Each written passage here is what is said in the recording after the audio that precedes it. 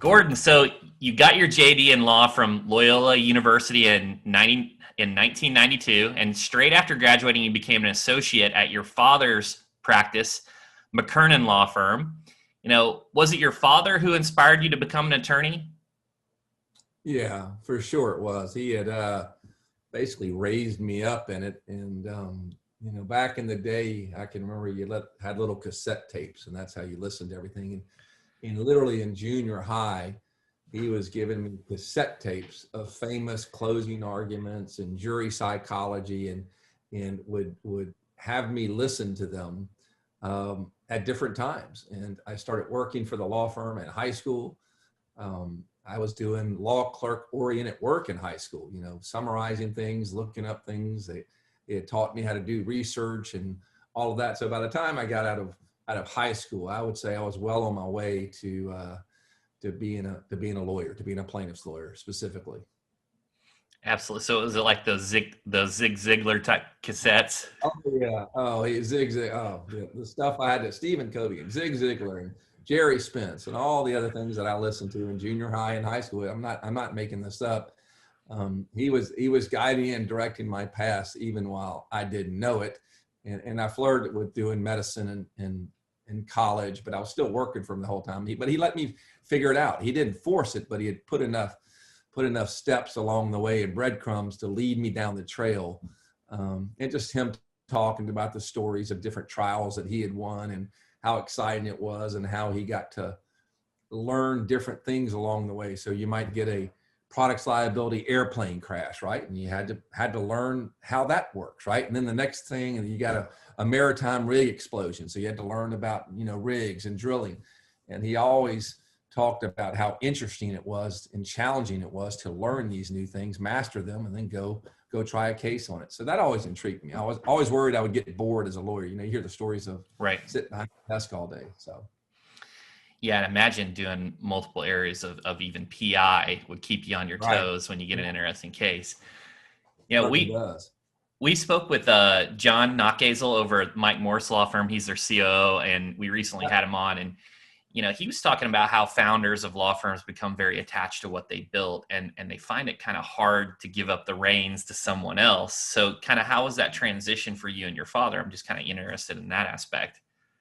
Oh, it wasn't easy. It was a long, arduous process for multiple reasons. One of them being that, he had groomed me into a trial lawyer, and I'd started trying cases and tried a lot of cases with him, but I could see the shifting sands of how the business was being realigned. I saw it early and was fortunate, just kind of saw it and said, we're going to compete. We got to go advertise. And by this time, he's in his mid 60s or whatever. And he didn't want to do it. He was more respectable than that. And so me shifting the firm from a pure trial firm to an advertising trial firm was a struggle for him, right? And just the whole thing that now we're advertising for business. And then with that, all of a sudden, when you pour millions of dollars into a campaign, I become better known than him just because I'm on TV all day, right? And although he was the lead trial lawyer and president of this association, that he had always had a great reputation, it was hard for him as a proud warrior type to accept that, wow, my son is now becoming the popular and famous one. And it was a struggle. I got to be honest. He that's what made him who he was. He didn't take a back seat to anything, and it was hard for him to take that back seat. But we did, not without some bumps and bruises along the way in a father-son relationship, but it worked well in the end. He adapted, and he passed the torch, so to speak, and we managed to work it out. Awesome. Well, that's good to hear. And so I was really curious in that. And, when the firm started, you had kind of your handful of attorneys, and then fast forward, and now you have over 150 employees. So obviously advertising works. Yeah. What were some of those, major milestones that come to mind in this trajectory from not only a people standpoint, but also a marketing standpoint? Yeah, from the marketing standpoint, I remembered, and it was kind of fool's gold. But I remember the very first week we went on TV, and we got a call from a lady who had been injured in a bad trucking accident. And she flipped a coin to go with me versus my biggest competitor at that time. And she chose heads and I was heads, and she flipped it. And, this case was almost $1 million case right away, when it's coming in the door. And I was like, man, this is going to be easy, right? The very first week, I knew that I was already playing with house money. Or so I thought. But I learned quickly that they didn't come in like that every day. But it did give me a little capital, so to speak, to continue to say, all right, we're going to see through it because I know we have some money coming in. Milestones along the way, I guess, everybody wants, when do I bring in 1,000 cases in a year? When do I bring in 2,500, 5,000, 10,000? So we passed all those milestones this year. Had COVID not hit, we would have done 10,000 cases, which was a big goal. We were on target to bust through that, but had to pull back. So we've had some of those milestones, which were great. I always wanted to get 50 plus lawyers, which we did, and we still have 50, even though we've had to pull back a little bit because of COVID. So that was a big milestone for us. 200 employees, which we had pre-COVID, I think was a milestone. But I'm not going to attach myself to those milestones as much anymore post-COVID, because it just kind of, again, that's not the thing I should focus on, how many employees we get and how many lawyers we get. COVID scares you, as any business owner. When you have millions of dollars going out in advertising and overhead, something like this gets you to focus on your numbers again, right? We've just been so blessed and fortunate that the growth came. We never had to worry about that. But we're a better company, and we're better business people as a result of COVID. Well, let's dive into that. So is it more like the attribution side of things and dialing that in, whether it's a case management system like a Needles or Litify? Is that what's like, hey, we got the age old saying, and I said this in the last podcast interview, but the 50% of our marketing is working, but we don't know what 50%. And it's like, well, we got to figure out what that is. Definitely. That's a big part of it, trying to better understand why people are calling us and where it's coming from. When you have just phenomenal growth in any company just coming at you, you're just trying to absorb it, right? And you're hiring people, and you're throwing bodies and money at the new growth, and you don't have the time to really sit back and study your business. COVID changed that, right? When you go to work from home, everything's shut down. You start looking, well, what the heck is going on here? I mean, why do we have these departments? How efficient is that? Are we wasting money in this space? And we were literally spending, just stupid money on just PPC, right? We were just hundreds of thousands of dollars a month without regard for, is it really paying off? Because we could. But we've dialed back, and we're more introspective, and we're thinking through things better. And we're still in the midst of this process. We're changing from Needles to Litify, and we've got some other, more robust reporting programs, Datarama, and things like that we're trying to better understand where we've been and where we're going. Well, I think that's incredibly important. I think, that's the continuous improvements, it has to occur. And I think this has allowed you to do those retrospectives and really dial in. So that's great to hear. And that's going to be really exciting. So, once this kind of comes to an end, I know everything's changing. You're going to be able to know where to invest your funds and just continue to just rocket ship up. So that's just awesome. One of the things that I really wanted to focus, and I have so many questions here, and we'll see where we go with this, but, your firm's so active in the community, and you really take it to a different level in numerous giveaways. You've got your charitable program, Gordon Gives. You sponsor over 200 community programs. I even looked at this, and being an SEO nerd, so I look at the website. Above the fold in the header, you've got your Christmas giveaway, and you have 6 links on your main menu, 6. But you have 1,100 pages of content on your website, and one of the 6 is community involvement. And I think that just completely highlights why it's so important. It's one of the 6 on your website. So how did all of this start? You know, that's a good question. My dad was always a very giving person. You know, he just had a big old heart, and his thirst for justice literally was not normal. Causes would come in the door, and he just took them and he ran with them, and they were tough cases, but he always believed in giving voice to things that didn't have it. So I guess I had that in my backdrop. And then I would say that my faith, my Christian faith, just being aware of the privilege and the blessings that I've had and the responsibility I think that comes with that. If much is given to you, much is expected type of attitude. You can't just take from something and not give back to the community at large. So I would think that those two things, just my dad's, you know, watching him always try to do right from a just reason, right? And so there's so many things that need help, and that there's injustice in the world, and it could be just people need a gift, a helping hand. An organization needs some more funds or needs some people to volunteer for something. So I think those two things, just Christian beliefs as well as my father's example that he set for me. Yeah, and I think those values, that just, it really comes across really natural, that, you know, that you're truly giving back.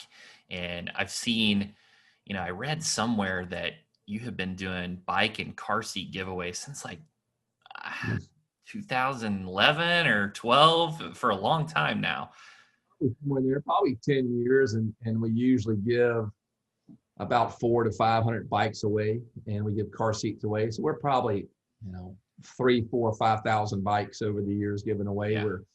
I give a Bible away at every settlement. We're over 50,000 Bibles given away, you know, and the car seat giveaway. So that's part of it. Unfortunately, this year with COVID, we're not able to do our bike giveaway. We're having to just give Christmas meals and Christmas dinners. It was too hard to figure out the safety of the winners of the bikes during COVID times, because we do a big deal. It's not just, oh, you come get a bike. I mean, you get out, there's Santa, there's pictures, there's all sorts of things to eat. And we have a petting farm thing. And so it's a big deal. And there's a lot of interaction between our offices where it's all occurred and the people. And I just couldn't figure out a safe way to do that this year. So we put it off for a year. We'll hopefully, you know, do it again next year. And this year we're giving away about 300 Christmas dinners across the state, where literally you just have to drive up in our parking lot. We're going to walk out and put your meal in your trunk or your back seat and give you a few things, and with mask and gloves, and you'll be safe and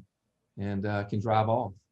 Well, that's awesome. That's awesome. So, you know, if a personal injury attorney, a personal injury law firm owner is listening and they want to get, you know, more active in their community, you know, what are some of those things that they could do just to get started? Yeah, well, you hit it. Just get started. Take that first step, right? Find something, and I'd like to do it. I like to find causes that align closely with your values or your experiences of life. So cancer-based causes and Christian-based causes jump to me real quick, because I'm a Christian and believe in supporting things like that. But, you know, my father had cancer, you know, my mother had cancer, my older brothers had cancer. So there's been some cancer in my family. So I tend to be a softie for those things, and it's really easy to just jump into that. And then you can partner with any one of those groups. Through the years, we've had different types of long-standing relationships and partnerships and do those things, but just reach out and then partner with them. Yeah, that's incredible. Yeah, and kind of shift into a personal here. So, you know, clearly you're really passionate about giving back to others. But how about yourself? What are some of the things that you like to indulge in kind of on your time off? What are some of your hobbies? Well, you know, I don't have a whole lot of time off. I'm trying to figure out how to do that more. And it's transition now that, you know, I'm basically an empty nester. Obviously, pouring into my kids and their activities and their life was an important thing. All of my kids were involved in dance or cheer or sports. So that was, you know, 20 years of my life. And now I'm trying to figure out kind of what to do next. I love to fly fish. I love to be out west. I love to boat. So when I'm when I'm fly fishing or I'm boating, my hands are on a wheel or on a fly rod. I can't answer a telephone. And I figured out that, and that's good for me. You know, it's good to disconnect when I like to play golf, but I have a lot of conference calls on the golf course. I've learned how to put that phone down while I'm hitting the ball and still, you know, play good golf. So those are kind of my things. Working out some, but when I work out, I'm on the phone the whole time. I have those AirPods in my ears and I'm talking the whole time. So to truly break away, probably boating and fly fishing. Yeah, you got to get away in those areas that don't have the cell service. Yeah, it's so much better. Yeah, and Gordon, as we kind of come to a close here, we do our 3 for 3, which is just a quick fire round, 3 questions in 3 minutes, and I think you're going to know the first question here. But what is your top search engine optimization tip? Top higher rankings would be my I did not pay you to say that. We've, you know, and you bring up a good point, because it's interesting how things wax and wane through the years. And years ago, it was all, you know, organic and SEO, and then PPC came along, and, you know, we kind of forgot about, you know, SEO and organic, and we were so focused on PPC, and we didn't tend to that part, and we suffered as a result. And through some changes we've done, we realized it, and we jumped from the company we were with, because that wasn't their strong suit. We tried to go with another company that they were supposedly real good with it, and that didn't work.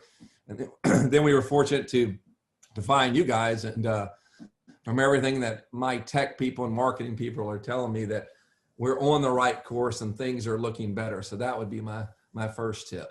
Well, thank you for that. Thank you for that. And which entrepreneur do you admire the most? Which entrepreneur do I? So there are several that come to mind, you know, but, you know, on a big scale, Steve Jobs and what he did, and his attention to detail and his attention to just breaking the mold. And I like to kind of, you know, I think we've done some things in our world that have kind of broken the mold, you know. And when you first got that first Apple product, and you opened the box and you looked at the box and the packaging, you're thinking, how much money did they waste on that packaging? And that's what I remember thinking the first time. But think about it. It's so much different than any other experience you had when you were opening up a product or a package, right? And it made me think about, how do we do our things? What type of promotional stuff and swag stuff do we give? So if you've ever seen our promotional swag room, I would venture to say, I've seen it. It's incredible. It's unlike any in the country, right? No other law firm that I'm aware of does anything like that. And that was kind of inspired by that same sense of awe. When people settle case and they come through our thing, they get to go on this shopping trip. They're more excited about the stuff in there than literally the check that they received. And it's kind of that same thing. So Steve Jobs, obviously great visionary in the big things, you know, the iPod and the watch and the phone, but that he would have his company spend the time on the packaging like that just amazed me. Just, you know, so probably him. Incredible. And then what's the next thing on your bucket list? I know we talked about the fly fishing. What's the next thing on your bucket list? From a business perspective, or just let's do both. Let's do a business and a personal. Yeah. The next thing on business, the bucket list, is to try to see if I can maintain the momentum and the cases that we have had coming in, while being down, you know, 40 to 50% on our advertising overall spend, right? So when COVID hit, you know, I made the decision, like literally quickly, early on, I cut 90% of my advertising budget, right? Millions and millions and millions of dollars. And then I slowly ratcheted it back up over the last 6-7 months. And now we're at about 45% of our spend, right? Which is, you know, an 8-figure number that we're saving as a company. We're not spending. And I'd love to figure out if we can maintain the same, you know, calls and cases and leads while spending this much less. You know, we obviously established a brand, very fortunate for that. So that's kind of, I'm intrigued by it. Can we continue that? That's kind of my big challenge. How can we bring all this new technology and all this new efficiency? Because we got rid of departments and we got rid of some dead weight and personnel. So all this has been a great cost savings for the company, but can we also maintain, that goal of 10,000 cases while spending a tremendous amount less? So that's kind of the bucket list, the immediate bucket list. Long-term bucket list, it'll be interesting to see if one of my kids comes to work for the firm, and if it doesn't, then what I might do in the absence of that. My personal bucket list is to figure out how to spend more time out west. I love the mountains and the scenery and the things and the activities. I'm very active, hiking, biking, fishing. That would be, how can I, I think for a lot of business owners, COVID forced us to realign and figure out things. And now that I know I can run my company virtually to some extent, obviously I need to be there at times, but I'd love to be able to integrate that. Can I really run the company well and the company succeed while I'm out west some, So that's, absolutely. I've been so, like most owners, we work all the time. We don't think anybody else can do anything at the company, and we have to do every single thing. But COVID made you delegate, and you had to trust people because you couldn't be there. So I've got some good people, and I'd love to be able to figure, all right, guys, you run your departments. I'm still going to run mine. I'm going to be back and forth, but I'd like to spend some time and enjoy my life out west. Yeah, that delegate and elevate. Delegate and elevate. Critical. That's right. Yeah, Gordon, so thank you so much for coming on the show. It's just been great talking with you. Yeah, I've really enjoyed it. It was fun. We ought to do it again. Awesome.